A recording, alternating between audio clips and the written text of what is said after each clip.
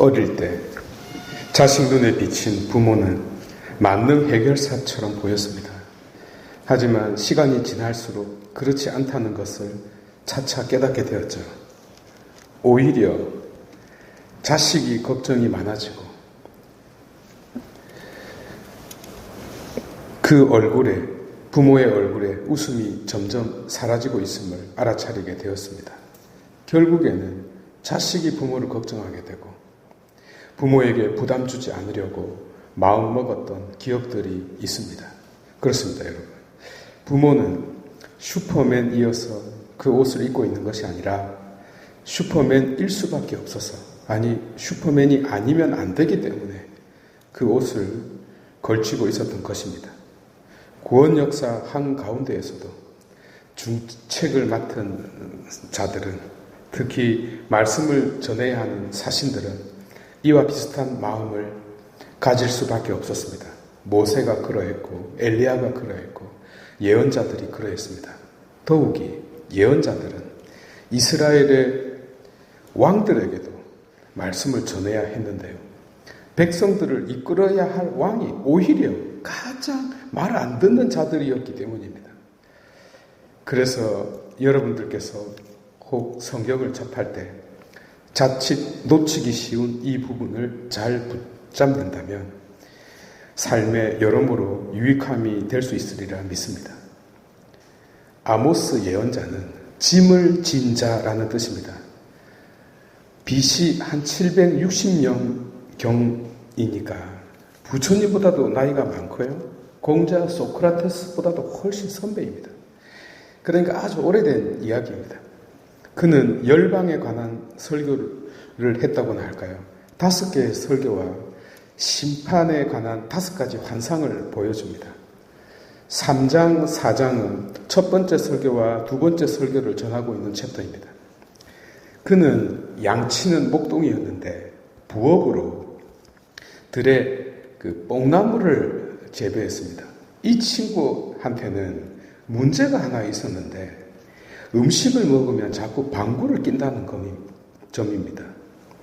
그런데 뽕뽕 뽕뽕뽕뽕 뽕뽕 뽕뽕뽕뽕 뽕뽕 뽕뽕뽕 이렇게 그 소리가 아주 예술적 수준이었습니다.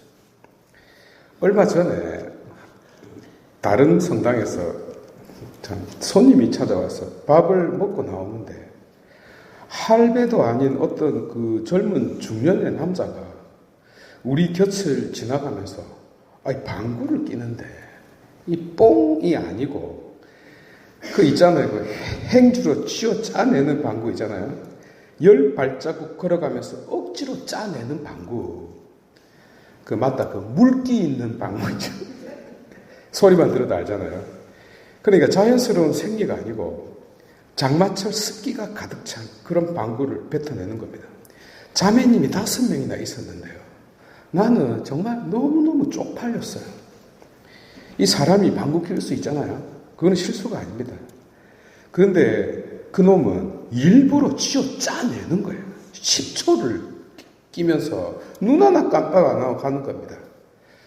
다행히 우리 동네는 아니었고요. 구조로 해수욕장에 살고 있는 사람이었어요. 정말 부끄러움도 모르고 남자로서 너무너무 무안했습니다. 그런데 아모스가 그랬어요. 맨날 방구만 끼는 겁니다. 그런데 이유가 있었어요. 그에게는 들으라고 일부러 뽕나무 열매를 많이 먹고 폭탄이 터지는 소리를 연습까지 했던 것입니다. 여러분, 제 이야기에는 팩트와 의미를 구분하셔야 됩니다. 아시겠죠? 말을 못해요. 당시 이스라엘은 무법천지와 다를 바 없는 상황이었습니다. 힘센 자가 최고였어요.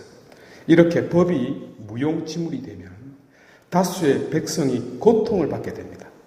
그리고 소수의 짐승들에게 전체가 비위를 맞추어야 하는 현실이 펼쳐지게 돼요.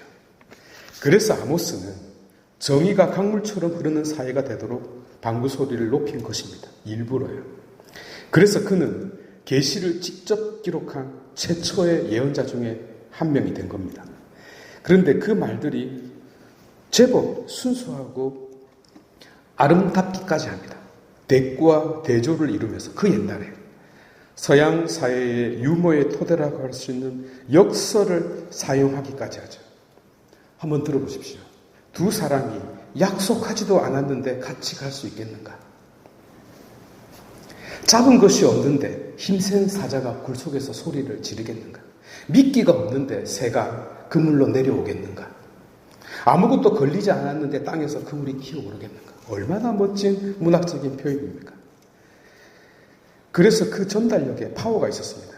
하지만 아모스는 우리들의 부모처럼 혼자 외로웠습니다. 힘들었습니다.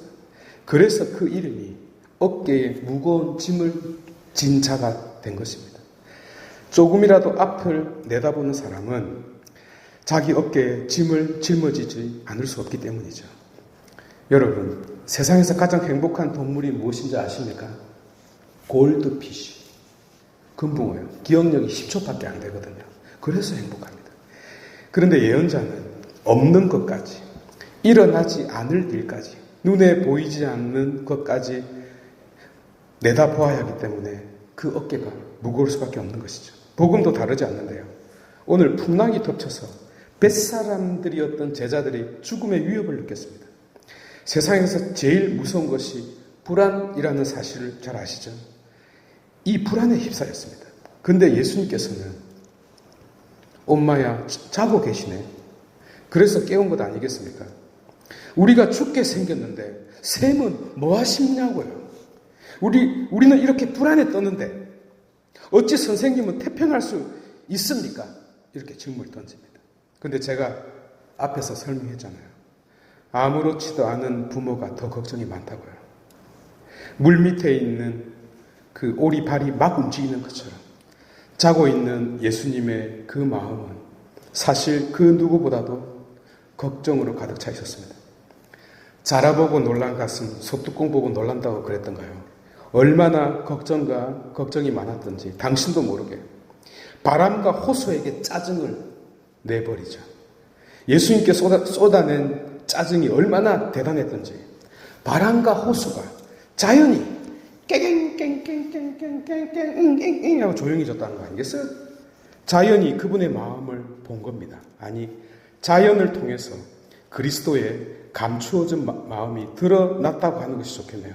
여러분, 부모들이 종종 이런 말을 하잖아요. 내가 웃는 게 아니라고.